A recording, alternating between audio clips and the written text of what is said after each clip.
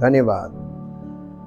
परमपिता परमेश्वर, हम आपका हृदय से धन्यवाद करते हैं क्योंकि आप इस योग्य हैं और आप महिमा की योग्य, आदर की योग्य हैं।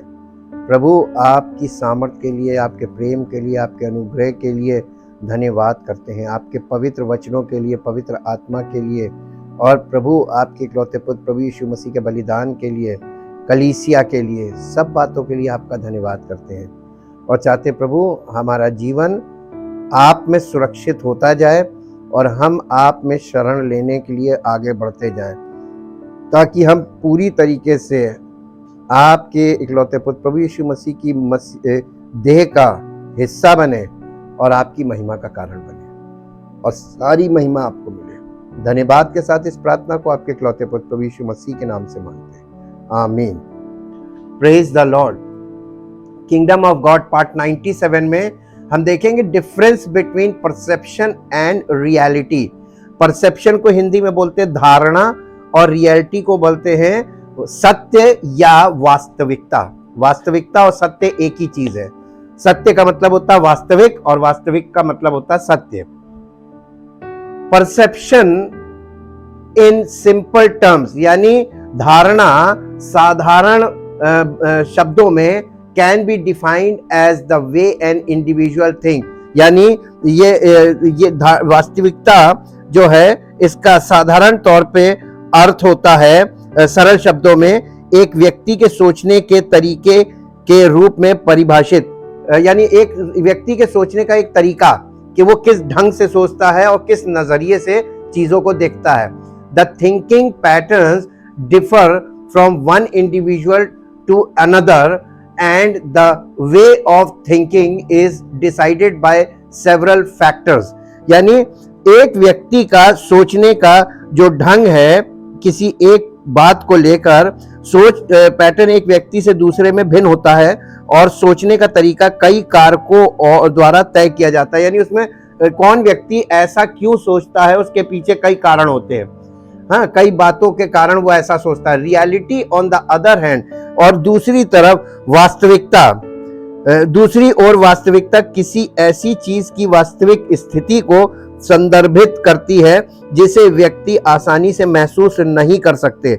हालांकि ये दोनों हमारे जीवन में एक प्रमुख भूमिका निभाते हैं क्योंकि हम सभी की धारणाएं और वास्तविकताएं, हम सभी में धारणाएं भी होती हैं और वास्तविकताएं भी होती हैं।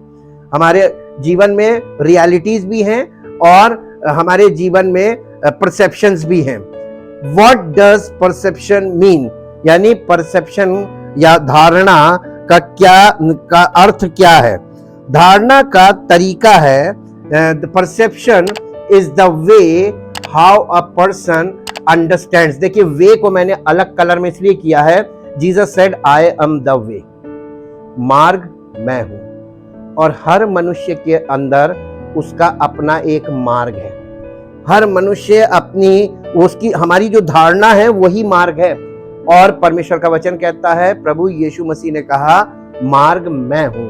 अब आप या तो अपने धारणा से जीवन व्यतीत करते हैं, अपनी धारणा से, यहां तक कि आप परमेश्वर के वचन को अगर पढ़ते हैं तो अपनी धारणा से पढ़ते हैं, और अगर आप प्रचार करते हैं तो वो प्रचार आप अपनी धारणा से करते हैं। वो जो प्रचार है वो आपकी धारणा है, यानी आपका अपना तरीका है वचन को समझने का, और वो जो आपने समझा उसको आप प्रचार कर रहे हैं।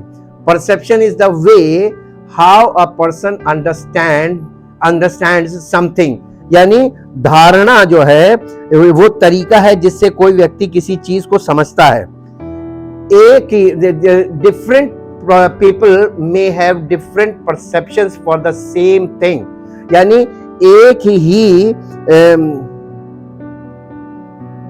एक ही चीज के लिए अलग अलग लोगों की अलग अलग धारणाएं हो सकती हैं और होती हैं। Since most of the times, यानी अधिकतर बातों में, क्योंकि अधिकांश समय में धारणा हर मनुष्य की किसी एक पर्टिकुलर विषय को लेकर या किसी वस्तु को लेकर या किसी व्यक्ति को लेकर ढेर सारे लोगों की अलग अलग धारणाएं होती हैं, उनके परसेप्शंस होते हैं। The perception is shaped by the society. ये जो धारणाएं हैं, ये धारणाएं कैसे हमारे जीवन में होती हैं। धारणा उस समाज द्वारा आकार लेती है जिसमें व्यक्ति रहता है। इसका मतलब हमारी जो सामाजिक जीव यानी समाज से जो हमारे मन में आ रहा है वो क्या धारणा, हम जिन लोगों के बीच में उठते बैठते हैं, हम जिन लोगों के बीच में जीवन व्यतीत करते हैं, हम उनकी धारणाओं को अपने जीवन में एक्सेप्ट कर रहे होते हैं, सोख करते हैं। यानी उसको हम स्पंज होता है जैसे पानी को सोख करता है, वैसे ही हम धारणाओं को सोख करते हैं अपने अंदर, और कुछ समय बाद हम उसी धारणा में परिपक्व भी हो जाते हैं। हमारा सोचने का ढंग, हमारे बोलने का ढंग, हमारी जिंदगी जीवन शैली, सब चीजें उसी तरीके से आकार ले लेती हैं। Society in which the person lives, यानी व्यक्ति जिस माहौल में रहता है, जिस समाज में रहता है, उसकी सारी चीजों से उसका मन भरा होता है, उसके विचार भरे होते हैं और उसकी जीवन शैली भी वैसे ही होती है।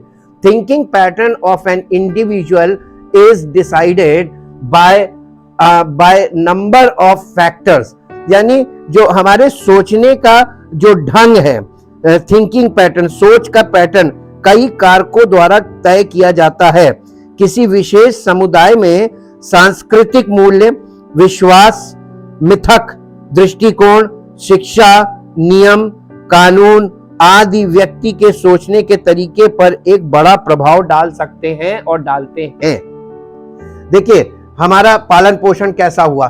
Thinking pattern of an individual is decided by a impact on the वे, फिर आया वे ऑफ अ पर्सन थिंक्स, यानी व्यक्ति कैसे सोच रहा है, इसका असर उसके जीवन में कैसे पैदा होता है। नंबर ऑफ फैक्टर्स, उसमें कई कारण होते हैं। कल्चरल वैल्यूज, यानी सांस्कृतिक विरासत जो है वो हम किस देश के हम हैं और किस स्टेट के हम हैं। अगर हम भारत देश में हैं तो किस राज्य के हैं, जिस राज्य के होंगे वहीं की भाषा होगी। अगर आप बंगाल में रहते हैं तो आपकी भाषा बंगाली होगी, अगर आप पंजाब में रहते हैं आपकी भाषा पंजाबी होगी, अगर आप तमिलनाडु में रहते हैं आपकी भाषा वहां की होगी, और आप राजस्थान में तो वहां की। तो आप जिस स्टेट में रहते हैं वहीं की भाषा बोल रहे हैं, वहीं का कल्चर आपके जीवन में, आपके माइंडसेट में, आपके जीवन शैली में पाया जाएगा। फिर उसके बाद कल्चरल वैल्यूज के साथ क्या बिलीफ, वहां पे किस प्रकार के विश्वास लोगों में पाया जाता है। और हमको मालूम है कि परमेश्वर के वचन को छोड़कर बाकी संसार में जो कुछ है तो वो संसार की आदि शिक्षा है। तो इसका मतलब वो जो शिक्षा, जो चीज उनके जीवन से हमको विश्वास के रूप में देखने को मिलती है, उसी प्रकार का विश्वास हमारे अंदर काम करने लगता है। जैसे अंधविश्वास होगा तो आपके अंदर भी अंधविश्वास काम करेगा। फिर मिथ का मतलब कि कल्पना पर आधारित कथा कहानियां, कल्पना पर आधारित बातें, और वो सत्य नहीं होती। मिथ का मतलब होता है काल्पनिक। एटीट्यूड्स, तरह तरह का व्यवहार। एजुकेशन, यानी शिक्षा, हमारी शिक्षा किस प्रकार की है, किस लेवल की शिक्षा है और कितनी शिक्षा है, कैसी हमने शिक्षा ली है। रूल्स, क्या किस प्रकार के नियम हमारे जीवन में है। और उसके बाद लॉज का मतलब होता है सिद्धांत, और कैसे सिद्धांत हैं वो हमें बचपन से जिस माहौल में हम रहे वैसे ही हमारा जीवन शैली हो जाती है, इत्यादि इत्यादि। इसमें और भी चीजें हैं जिसमें इत्यादि लिखा है। इन अ पर्टिकुलर कम्युनिटी में have a major impact on the way of person thinks, यानी किसी भी समाज में उसमें जो लोग पाए जाते हैं उनके जीवन पर उनके विचारों का या उनके परसेप्शंस का किस नजरिए से वो देखते हैं और सोचते हैं किसी चीज को, इसका बड़ा गहरा प्रभाव होता है। फर्दर, यानी इसके आगे, इसके अलावा, फर्दर का मतलब इसके अलावा पिछली पीढ़ियों द्वारा भी सोच पैटर्न की विशेषता हो सकती है। यानी पिछली पीढ़ियां, एक पीढ़ी से दूसरी पीढ़ी में कुछ विचारधाराएं आती हैं, धारणाएं आती हैं, मान्यताएं आती हैं, और ये मान्यताएं, धारणाएं जो आ रही हैं वो कितने हमारे पूर्वज की एजुकेशन क्या थी और हमारी एजुकेशन क्या है, उन्होंने किस तरीके की एजुकेशन प्राप्त की और हमारी एजुकेशन आज किस तरीके की हम प्राप्त कर रहे हैं, उन दोनों का अंतर है। लेकिन उनकी धारणाएं, मान्यताएं हमारे अंदर आ जाती, चाहे हम कितने भी एजुकेटेड हो जाएं। तो ये चीज भी आपको साथ साथ एकदम चलेगी जीवन में। फर्दर द थिंकिंग पैटर्न में be characterized by the past generations as well. For example, इसमें एक उदाहरण लेते हैं। For example, the myth and legends of gods, यानी इसमें उदाहरण के तौर पर इन्होंने बताया कि पीढ़ियों की सोच पैटर्न की विशेषता हो सकती है। उदाहरण के लिए देवताओं के मिथक और किंवदंतियां एक पीढ़ी से दूसरी पीढ़ी में चली गई हैं और ऑलरेडी काम कर रही हैं, और लोग कहते हैं हम विश्वास करते हैं। हाँ, विश्वास उनके अंदर है, लेकिन वो क्या विश्वास करते हैं और क्या विश्वास करना है, इसमें बहुत बड़ा अंतर आ गया। आसमान जमीन का अंतर हो गया यहाँ पे। अब देखिए, they have passed from the one generation to another affecting the individual perception, यानी जिससे व्यक्तिगत धारणा बहुत प्रभावित हुई है। अधिकांश समय व्यक्तियों का मानना है कि वे सोचते हैं वो सच है। जो आप सोच रहे हैं वो सच है, ये आपकी मान्यता है, ये आपकी धारणा है, इसी को परसेप्शन बोलते हैं। As well as, for example, let us of the time, individuals believe that what they think is true and they understand most of the things based on the surface level only. यानी जो लोग ये सोचते हैं कि जो वो सोच रहे हैं या जो उनकी धारणा है वो सत्य है, और वो लेकिन वो हर ज्यादातर चीजों को सतह के स्तर पर के आधार पर ही समझते हैं। यानी उसका शैलो लेवल होता है, हल्की सी उनको समझ होती, बस उसकी गहराई नहीं मालूम होती। अगर कोई क्रॉस क्वेश्चन कर ले तो उसमें कुछ नहीं बता पाते हैं, सरफेस लेवल। एग्जाम्पल, इसका एग्जाम्पल है, let us take the mirage. Mirage का मतलब समझते हैं मरीचिका। मिराज आप लोगों ने साइंस अगर पढ़ी होगी तो इसमें मिराज है। ये मिराज क्या चीज है? इसको मृग तृष्णा भी बोलते हैं। हाँ, उदाहरण के लिए आइए हम मृग तृष्णा को ले लें। एक व्यक्ति जो रेगिस्तान में है वो मृग तृष्णा को देख सकता है और वो इसे पानी समझ सकता है। यानी मृग तृष्णा क्या चीज है? आप इस समय गर्मी के मौसम में रेगिस्तान में चले जाइए, और रेगिस्तान में आप चल रहे होंगे और दूर दूर तक पानी नहीं होता है। वो जो बालू होती है, रेत, वो दूर से आपको ऐसा लगेगा पानी भरा हुआ है, और आप चलते जाएंगे चलते जाएंगे चलते जाएंगे चलते जाएंगे इस आशा से कि वहां पानी है, और जब आप वहां पहुंचेंगे तो पानी नहीं होगा। इसी को मिराज बोलते हैं। मिराज का मतलब एक प्रकार का भ्रम। ये साइंटिफिक है, इसे कोई तोड़ नहीं सकता। और इंसान परमेश्वर को लेकर इसी प्रकार की मृग तृष्णा का शिकार है। वही उसका परसेप्शन है, वही उसकी धारणा है कि वो जो सोच रहा है। इसीलिए लोग प्रार्थना करते, अपने मन से प्रार्थना करने में लगे हुए हैं। जो मन में आ रहा बोल रहे हैं, जो मन में आ रहा है और सोच रहे हैं वो प्रार्थना कर रहे हैं। ये मृग तृष्णा है। आप मिराज का शिकार हो गए, यानी आपको लग रहा है कि परमेश्वर ये मेरी ये बात सुन रहा है, लेकिन परमेश्वर नहीं सुनता है। परमेश्वर ने जब अपने पुत्र को, कल हमने देखा, परमेश्वर ने उन चेलों से क्या कहा था? ये मेरा प्रिय पुत्र है, इसकी सुनो।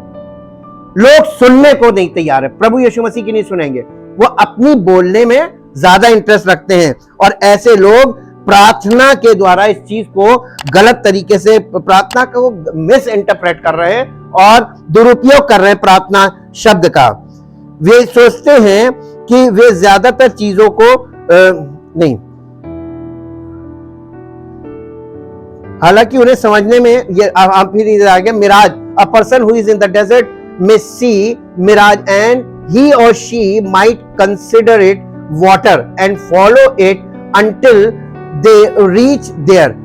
However, it may take a lot of time for them to understand that it is just an illusion.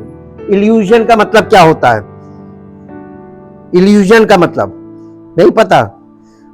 वो इसे पानी समझ सकता है और तब तक उसका अनुसरण कर सकता है जब तक वे वहां नहीं पहुंच जाते। हालांकि उन्हें यह समझने में बहुत समय लग सकता है कि यह सिर्फ एक भ्रम है। ये जो मिराज वाला एग्जांपल, ये बिल्कुल सटीक एग्जांपल है आज लोगों के तरह तरह के विश्वास को लेकर। हर व्यक्ति अपनी मृग तृष्णा का शिकार हो गया है। वो अपने विश्वास को जो परमेश्वर के वचन से मैच नहीं करता है और परमेश्वर के वचन के आधार पे नहीं है, वो विश्वास है ही नहीं, वो आपकी धारणा है, वो आपका परसेप्शन है। और इस बात को अगर आप समझ गए तो आप बिना पवित्र आत्मा की ये बात समझ नहीं पाएंगे। अगर समझ गए तो इसका मतलब पवित्र आत्मा ने आपकी आंखें, मन की आंखें ज्योतिर्मय कर दी हैं। ये प्रमाण है। कुछ धारणाओं को गलत साबित करना वाकई ही मुश्किल है, इतनी भयानक हैं। ऐसी धारणाएं हैं जिन्हें आप गलत साबित नहीं कर पाएंगे, लेकिन वो गलत हैं, लेकिन आप उसे साबित नहीं कर सकते। इसलिए हमको परमेश्वर के वचन को बहुत अच्छी तरीके से, और ये बिना पवित्र आत्मा के संभव नहीं है। हम परमेश्वर के वचन को थोड़ा सा देखेंगे। नीति वचन की पुस्तक, उसका 14 अध्याय का 12 पद।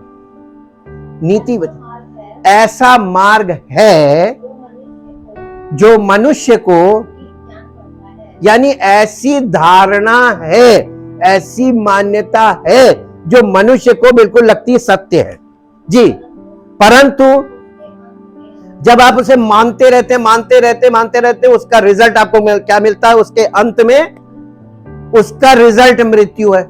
और आप उस धारणा को लेकर बैठे हुए थे कि हम तो विश्वासी हैं। ऐसा मार्ग है, there is a way, Jesus said I am the way, the only way to the heavenly father, यानी पिता तक पहुंचने का, अनंत जीवन प्राप्त करने का, परमेश्वर के राज्य में प्रवेश करने का केवल एक ही रास्ता है, एक ही मार्ग है, यानी सत्य, धारणा नहीं है।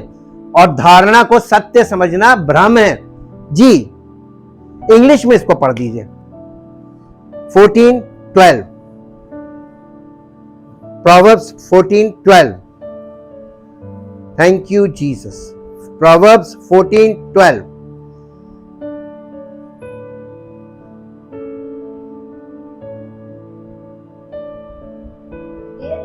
There is a way which seems का मतलब अनुमान लगाना, seems लगता है, ऐसा महसूस होता है। seems आंखों से देखने को नहीं बोलते हैं, seems बोलते हैं हम ऐसा महसूस करते हैं जी। right to, हमें आपको सही लग रहा होता है जी। and appears straight before, आपको वो सीधा दिख रहा होता है, इसलिए आपको लगता है ये सही है जी। But at the end of it is the way of death, उसका अंत में जब आप वहां पहुंचते हैं तो पता चलता मृत्यु का है, हम मृत्यु के मार्ग में चल रहे हैं जी। इसके बाद एक और आ जाइए, 16 अध्याय 25 पद, नीति वचन। ऐसा भी मार्ग है जो मनुष्य को सीधा जान पड़ता है, वही बात फिर से रिपीट हो रही है, परंतु उसके अंत में मृत्यु ही मिलती है, वहां पर कुछ नहीं मिलेगा आपको जी। अब इसके बाद आ जाइए यशायाह नबी की पुस्तक, सॉरी नीति वचन की पुस्तक 15 अध्याय का 26 पद।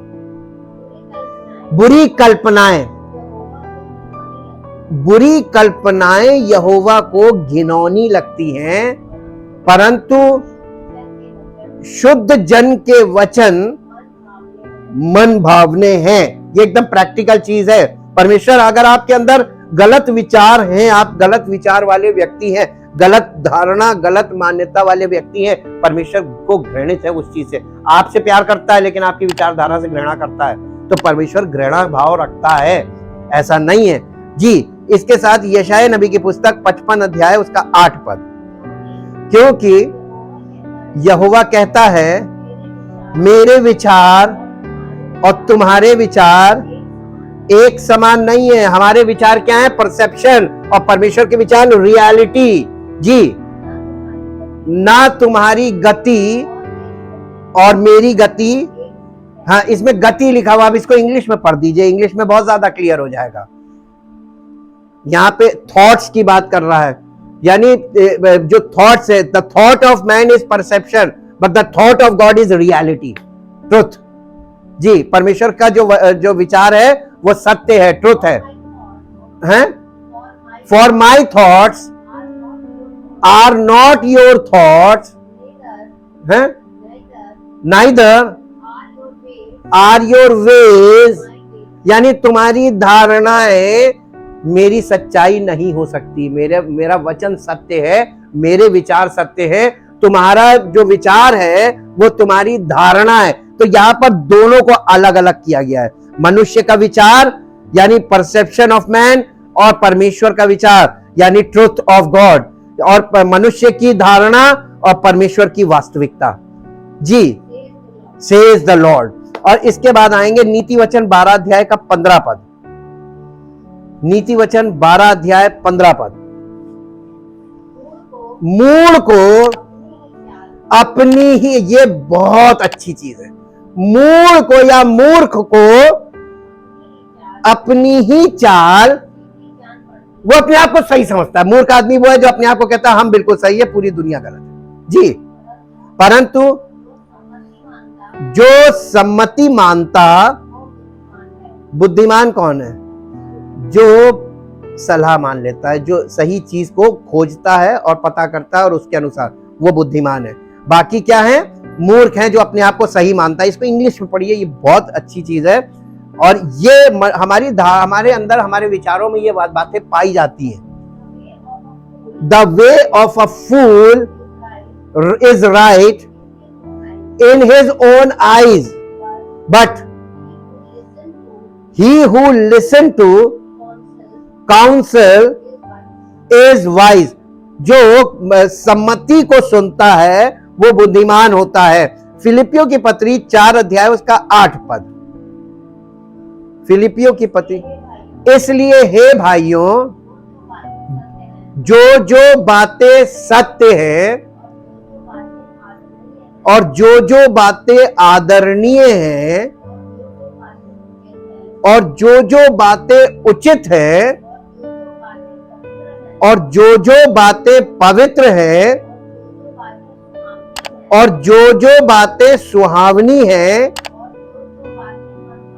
और जो बातें मनभावनी है, अर्थात जो भी सद्गुण और प्रशंसा की बातें हैं, उन पर ध्यान लगाया करो। धार्मिक बातों पर मत ध्यान लगाया करो। जो बातें अच्छी हैं, मनभावनी है, सुहावनी है, जो बातें सामाजिक तौर पर, पारिवारिक तौर पर सही हैं, उनमें मन लगाया करो। और लोग रिलीजियस उसमें बहुत ज्यादा मन लगाते हैं, सबसे ज्यादा। और इतना मन अगर वो सच्चाई में लगा दें तो उनका जीवन सफल हो जाए। मैं आपको सच बता रहा हूं, जब प्रभु यीशु मसीह आए तो वो सत्य लेकर आए। लिखा हुआ है कि व्यवस्था तो मूसा के द्वारा दी गई, परंतु अनुग्रह और सच्चाई यीशु मसीह के द्वारा आई। तो यीशु मसीह क्या लेकर आए थे? सत्य। सत्य का मतलब रियलिटी, वास्तविकता के लिए यीशु मसीह वास्तविकता बताने आए थे। और रिलीजियस लोगों ने उसके वास्तविकता को ठुकराया और उसको मार डाला। आज भी वही मनुष्य है, वही आदम के वंश का, और वही मानसिकता, वही धारणा जैसे उस जमाने में लोगों में थी, आज भी है। कोई अंतर हो तो बताइए? कोई अंतर नहीं है। अब एक पद निकालिए जो आपको मिलेगा प्रभु यूहन्ना रचित सुसमाचार, द गॉस्पेल ऑफ जॉन, यूहन्ना रचित सुसमाचार 8 अध्याय उसका 30, 31 और 32 पद। 30, 31 और 32 पद इंग्लिश में भी चाहिए होगा। वो यानी यीशु मसीह ये बातें कह ही रहा था कि बहुतों ने उस पर विश्वास किया। तब यीशु ने उन यहूदियों से जिन्होंने उस पर या उसकी बातों पर विश्वास किया था, कहा, यीशु मसीह उनसे कह रहा है, अगर कंडीशन है, ये नहीं कि तुमने मेरी बातों पे विश्वास के लिए तुम्हें उद्धार मिल गया ना, अगर तुम मेरे वचन में बने रहोगे तो सचमुच मेरे चेले ठहरोगे। आज जो चेले का मतलब है मेरे फॉलोअर, मेरे विश्वासी, मेरे अनुयायी, मेरे मानने वाले। आज लोग कैसे कहते हैं कि हम यीशु मसीह को मानते हैं, हम प्रभु में हैं।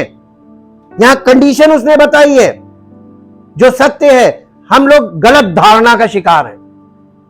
हमको लगता है, अभी हमने आपको बताया ना, समुद्र में वहां पे रेगिस्तान में कड़ी धूप में जाइए तो क्या होता है, मिराज, मृग तृष्णा, यानी आपको लगता है दूर पानी है और आप चलते जाते चलते जाते चलते जाते, जब वहां पहुंचते देखते ये तो बालू है, फिर आपको आगे दिखाई देता पानी। आप ऐसा डामर वाली सड़क पे, पक्की रोड पे चलिए, हाईवे पे, वहां पर भी आपको ऐसे ही लगेगा, आगे लगेगा गीला गीला पानी पानी, लेकिन आप जैसे जैसे आगे बढ़ते जाएंगे कहीं कुछ नहीं होता।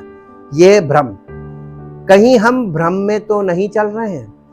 प्रभु यीशु मसीह कह रहा है कि यदि तुम मेरे वचन में बने रहोगे तो सचमुच मेरे चेले ठहरोगे, वरना तुम मेरे चेले यानी इस बात को कहोगे कि मैं यीशु मसीह का चेला हूं, लेकिन मेरे चेले होगे नहीं। और उस दिन मैं बता दूंगा मैं तुम्हें नहीं जानता, उस दिन मैं खुल के कह दूंगा मैंने तुम्हें कभी जाना ही नहीं, कुकर्म करने वालों।